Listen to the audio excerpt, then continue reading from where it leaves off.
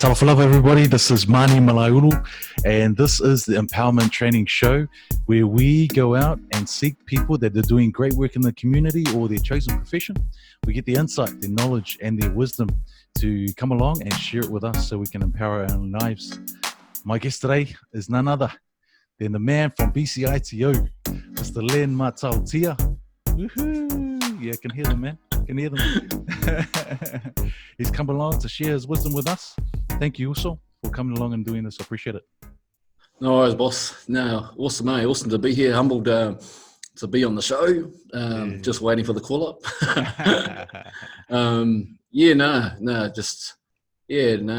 Appreciate the opportunity. Cool. Hey, I thought we'd just start off by asking you just to tell us a little bit about yourself. Maybe where you're from, what you currently do there at BCITO, even a bit of background, and also what lockdown has been like for you. It's like an interview question. So basically, I've been in the building trade for about 30 years. I'm a tradie, a builder. I still live in the community I grew up in, Wainuiomata. Nice. I've been here for a while. So, currently, instead of on the tools, I'm actually BCITO, Building Construction Industry Training Organisation, which helps apprentices through their time through their chosen profession, whether it's tiling, building, painting.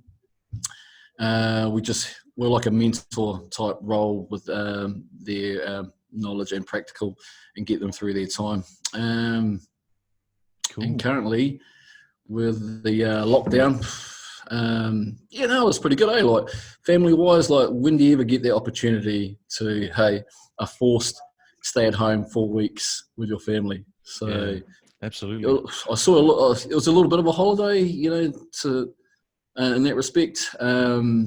You learning to cook again, so, and then you entertaining your kids, it was a day-to-day sort of challenge, getting through the day, because I was still working, and getting through their stuff, making sure routine was followed, because you could quite easily 4 weeks and do whatever, right?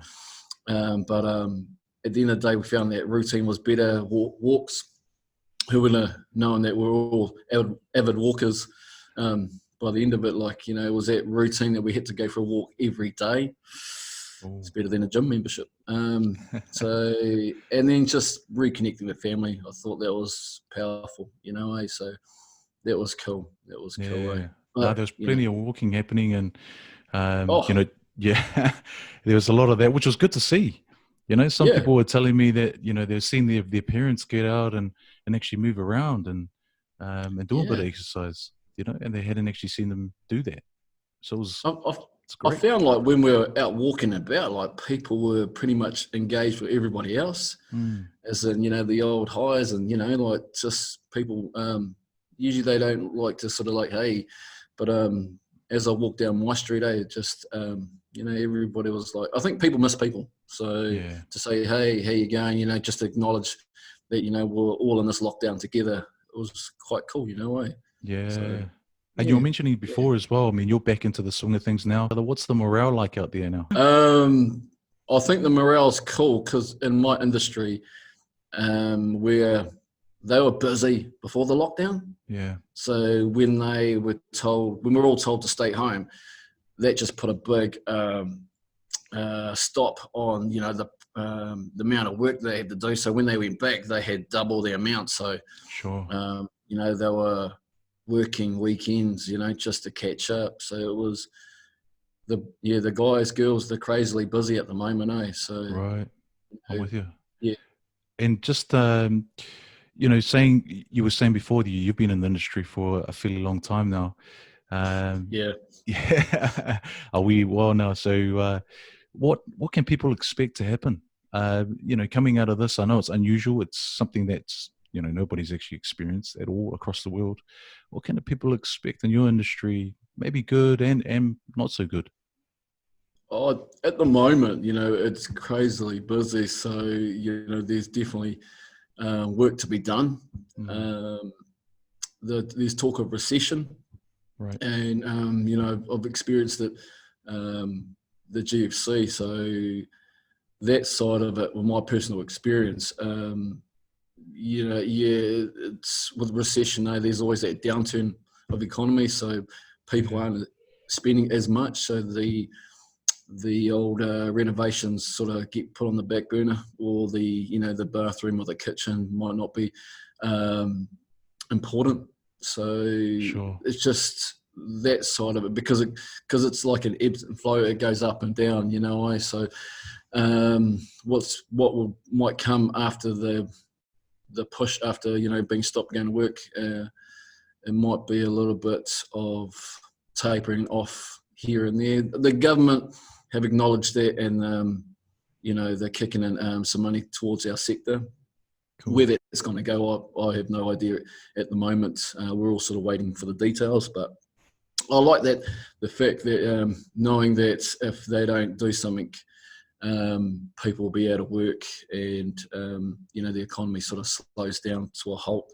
So projects, if they've got projects lined up, you know, those schools or buildings or housing, like, despite the lockdown, there's, and coronavirus, that there's always a need for housing, always a need, you know, Sure. and that's never going to go away. So that side of it will always sort of pick up, Okay. And then saying that, when people hear, you know, recession, or we hear a downturn, what do you think they should be doing to prepare themselves for that sort of scenario playing out, if it does play out? Yeah, no, that's, especially with the recession, right? It depends on your situation. Like, if you're if you imagine your income slashed in half, could you survive? Right. That's the thing. Like, so you're quite a moderate wealthy family, or, you know, sort of living a goodish life, and all of a sudden you take one income. Could you still live that lifestyle and carry on? If you can't, then I'd say probably look at probably budget wise, you know, like, what's a necessity as opposed to a luxury. You know, the gym membership that we had for 2 years, you know, thinking like, no, I need it.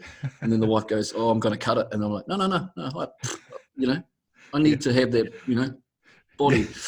And then all of a sudden, you know, 3 years later, you haven't gone to the gym, but you're paying that membership. You're making a donation. You're making a donation. You know, those sort of things that, you know, is it a luxury or is it a necessity? Right. And if you can go through that and just start trimming the fat of what you need, as opposed to, you know, what's a necessity, what's a luxury. Yeah. I'd say, start looking at that now, you know, just trimming where you can trim, you know. And if anything, when I was in that GFC, it taught me that, you know, sometimes we live beyond our means, you know, like, we have things that we don't really need. The luxurious car that you got 3 cars, and I've got 2 cars now, like company car and my personal car. I don't really use it as much as I used to.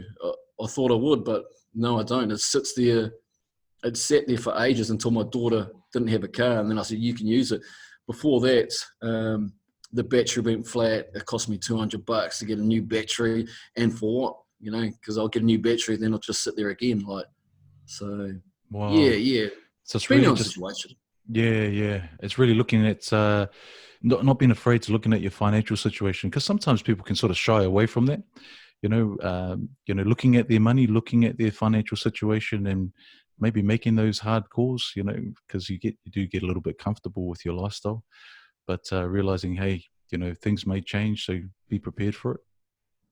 Yeah, and I think that's probably the worst thing about it, because people hate to look at what their financial situation really is. Yeah. You know, they kind of think, you know, I'm doing great, but when they look at it in a nutshell, they're kind of thinking, no, I'm borderline. And if we do lose an income, or if I do get made redundant, or get a pay cut, and that, it's not going to look so well. So Yeah. I always kind of think, well, that sort of thing is, face it head on. Otherwise, if you put your head in the sand, it just gets worse. People Yeah. ducking and diving. Like when the credit card people call up and say, "Oh, blah blah blah, it's me here," and people just like, "I know that number," and they don't go away. They just don't go away.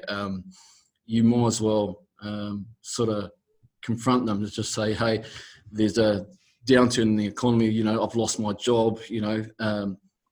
What can we do to sort of I can pay this much, a weekly payment." And I majority of the time, most credit card people will take anything as opposed to nothing.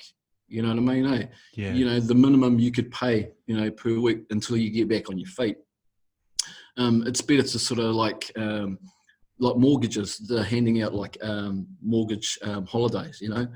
So with mortgage, you don't want to lose your house. So, go talk to your bank. There's incredible rates at the moment, 2.5%, interest. It's crazy. I remember taking out a house and it was like at 10%. So It's 2.5%. 2.5% now? Yeah. ANZ. Wow. I should Wow. be an ANZ advocate. It's crazy. But I think if you sort of look at it and then talk to I'm not a financial professional at all, but there are a lot of people out there that are willing to sort of help you and help you get through this time. And when the recession hits, for us to be prepared, as opposed to going from one day to like everything's great to the next day you lose everything, Yeah. Yeah, and I want to talk to you about that as well. But Cool. just to summarize what you're talking about there, with taking ownership, I suppose, taking ownership Yeah. of your situation and being proactive about it now, so that when it comes to the time, you're not being so reactive to what's happening because you've done the preparation beforehand. Yeah, no, exactly. If history has ever taught us, it's about learning from mistakes or learning from mistakes of others. And with my side of with the GFC and with my business, I've got a lot of experience that can pass on. As I do now with my apprentices, I pass on whether they like to hear it or not. A lot of knowledge, experience. Yeah, a lot of wisdom. Yeah. I mean, Yeah, with people, they're like, we'll never. The housing market will keep going up and up and up. yeah, But as you know, it's a cycle thing, eh? So it goes round and round, goes up and down. So people sort of need to prepare for that side of it. yeah, Especially, who would have thought that New Zealand would shut down, or the world would come to a halt, that no planes were flying in the air or you couldn't travel anywhere. Not in our lifetime would you ever hear that, eh? Like, it's yeah, crazy to think that we'd actually just shut our borders to the world, but it's happened, eh? It's happened. It's what we do from now to get us back to where we were. And, part of our job, as mentors and what have you, to sort of help our people get back on track, or help them sort of through tough times. yeah, absolutely. And talking about tough times, you mentioned a couple of times there that about the global financial collapse that Yeah, happened. It was only 2008, 2009. I'm just wondering yeah, if you can talk to us about your experience and what you were doing at that stage, and what happened, and how did you overcome some of those challenges? Because they were pretty massive, and there's some yeah, lessons there for us to all learn from. yeah. That's right. It's sort of like some tough times and dark moments. I had my own business, construction business, and I had a crew, just a couple of apprentices. But I decided to go out and make my life my way in the building industry, do my own jobs, and become an employer, which was great. And things were just cruising along. Had enough work. To keep us ticking along. And then like the GFC just hit, and what work was there was gone, like, you know, just almost overnight. Like, the people that I was contracting out to would say would never run out of work. They ran out of work. So I was sort of there, had a mortgage, you know, paying for vehicles, employees. It all sort of got too much, really. Just money was going out and nothing was coming in. So, you know, I was sort of stuck, and no one could prepare me for it because I never lived through anything like that. So when it all fell apart, pretty much lost the business, lost the house, lost the relationship, and ended up on my parents' couch. You know, just doing well to, you know, just sort of like on my parents' couch, just wondering, you know, where did it all go wrong? And so what did you, I mean, how did you get your mindset in a way that it got you out of the couch and got you moving again? What were some of the things that you was going through your mind at that stage?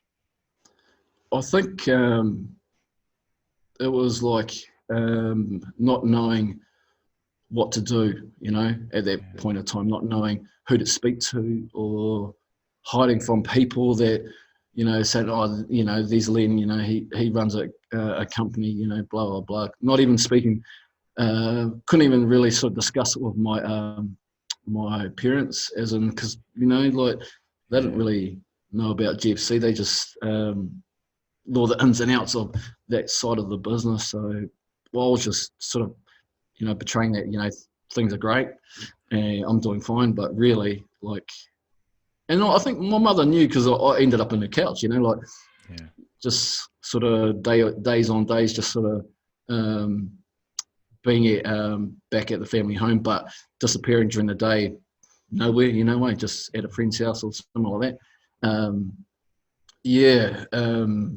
But I think the best thing it ever happened to me is sort of my cousin lived next door, and we used to talk at the end of the day, and he was working for some sort of organisation getting people into work.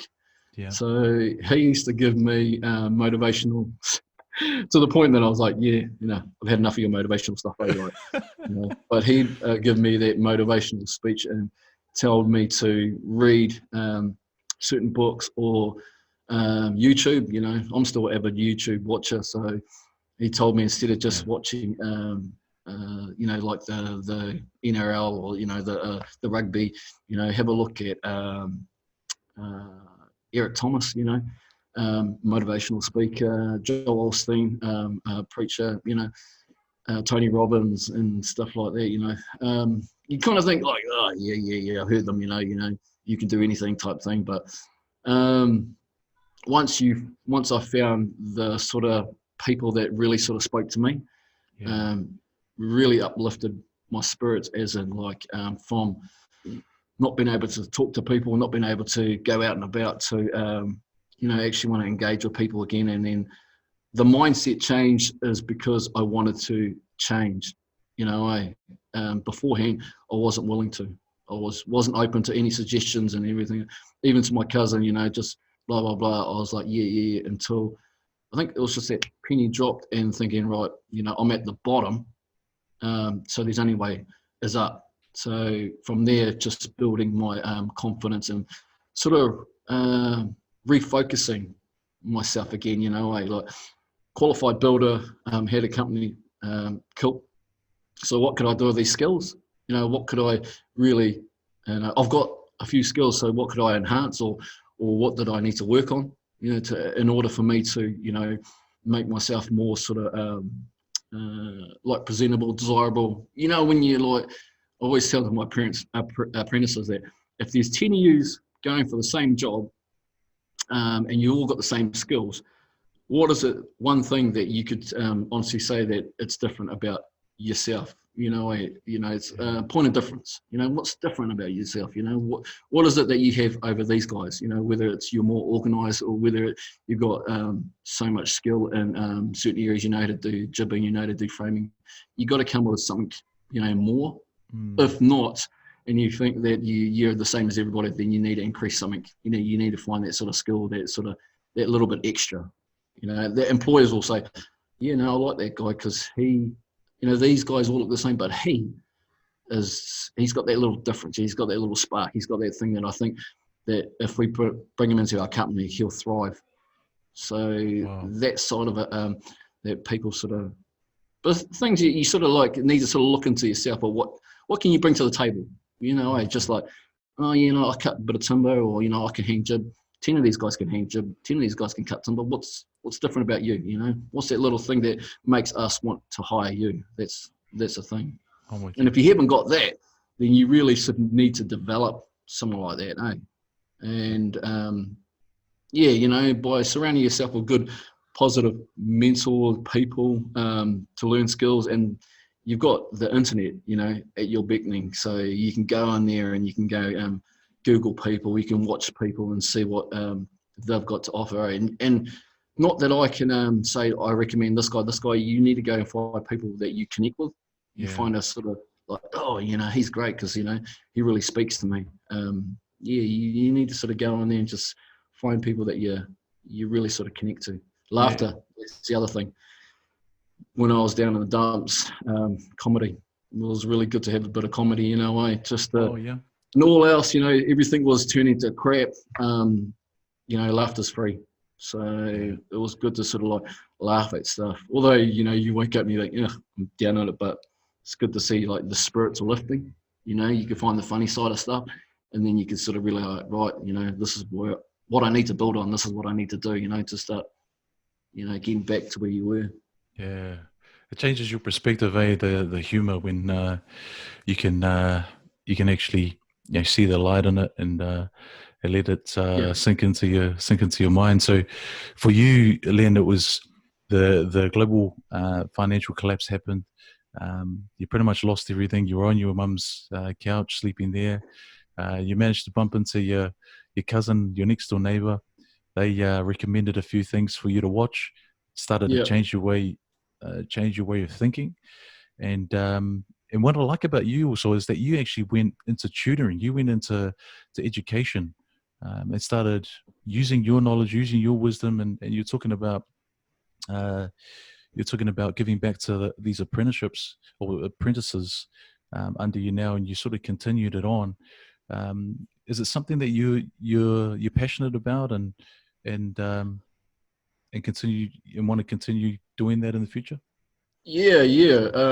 So when I went back, I went back on the tools and that, and then it was just by chance, read the paper, and then I saw an opportunity with the local Polytech, Weltec, and I think with my way of thinking, I remember I thought, I can build and I can pass on knowledge, but I always thought that, I wasn't an academic, and speaking in front of an audience or a class, it was always like daunting, not the one to sort of speak at to people, or, stand up in front of people, because my spelling's not the greatest. Still isn't. Thank you to Word. I'm with you on that, man. You're not alone. But I think I found my power through my life experience. Nothing sort of taught me more than actually living it, and that's what sort of, when I teach, that always comes out, that side of it, that I, what I've learned and what I've done through my life, it pretty much comes out through my tutoring. It was good because, I like it when that connection happens with the students, because being Pacific Islander, they're like, we're of similar sort of person, similar sort of background, and they sort of look at me going, great, that you went through it, you did it, then it's like a paving that pathway. Yeah. Always lend my experience to the guys on site. If not building side of it, it's the life experience. So I always talk about what I did back in the day, or back in my day. I've always got a lot to offer. Whether they like it or not. Yeah. No, that's great. We need it out there.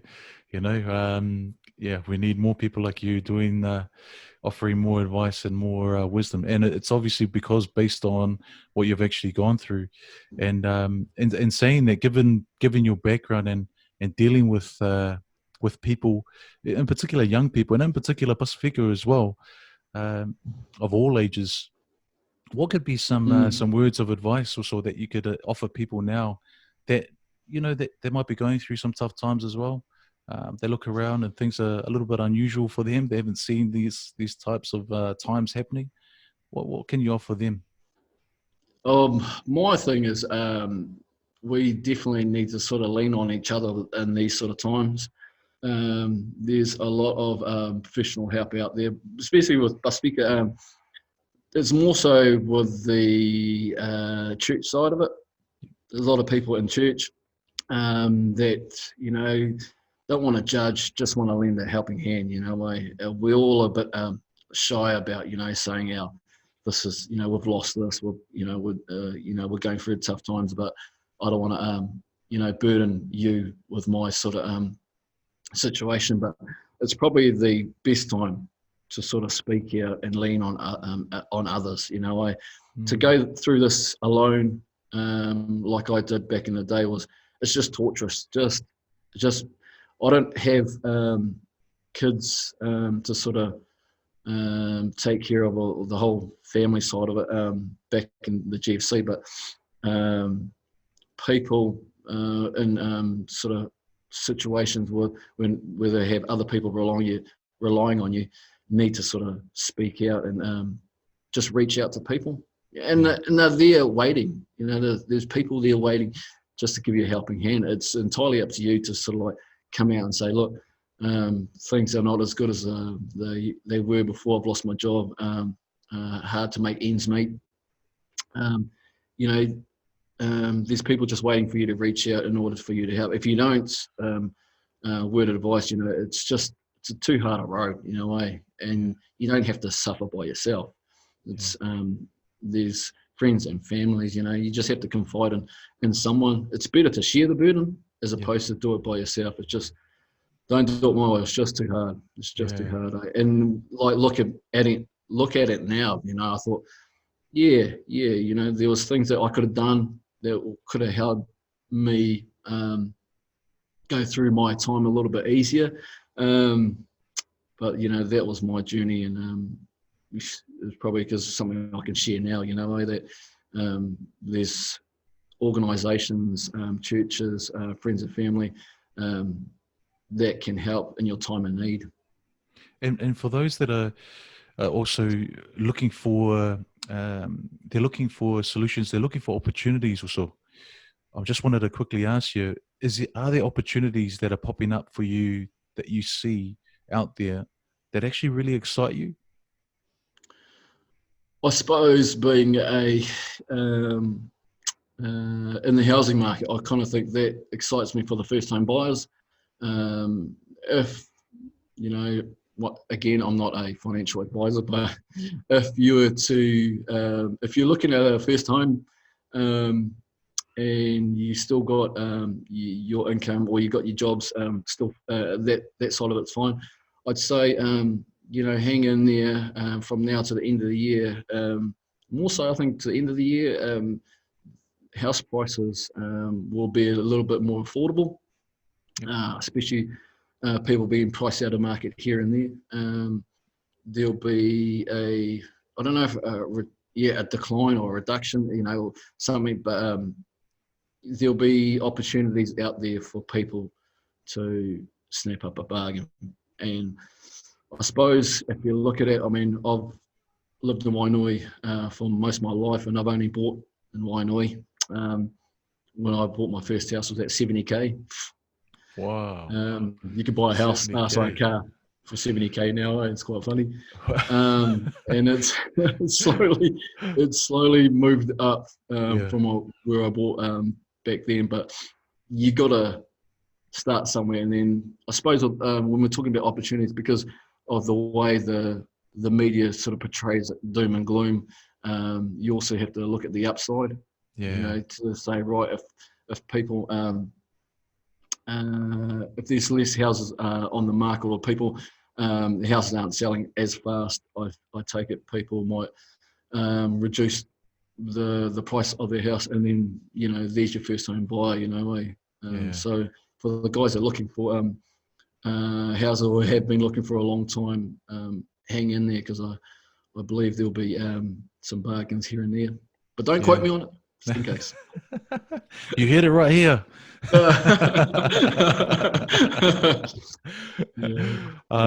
Len, that was awesome, man. I want to thank you for doing this, but I want to throw it out to you and just say, hey, are there any last words that you want to share with us before we let you go back and get back out into the field there with your apprentices? I think, you know, mine is like more emphasis on reaching out to people in this sort of these trying times. It hasn't hit, as you know, because we're all sort of getting back to it. I think later on in the year, when things sort of settle down or something, don't be shy to sort of reach out to people, friends, families, community, churches. People are there waiting to help or lend it. Even just, you know, sit down and catch up for a coffee. Those are the times. It's not a weakness. It's not a weakness at all. It's just someone lending an ear, you know, just to share your burden as opposed to carrying it. You know, it's just one of those things that I want to share with people, that, you know, you don't have to do this alone. You know, it's this day and age, you know, it's important to sort of reach out to people, you know, that's going through tough times, to say that you're there, you know, and there's sort of conversation or coffee or what have you.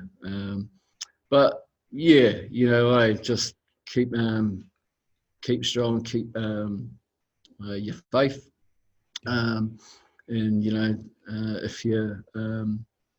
if you're ever sort of down, look at some comedy shows, because it always picks you up, you know. Every now and again, like, you're going to think, you know, I'm doom and gloom, or the wife was, you know, shouting at you, and then when you go back to your little YouTube videos, and you're like, yeah, it sort of lifts you up a bit, I don't know if that's good advice or not, but yeah, it's something different.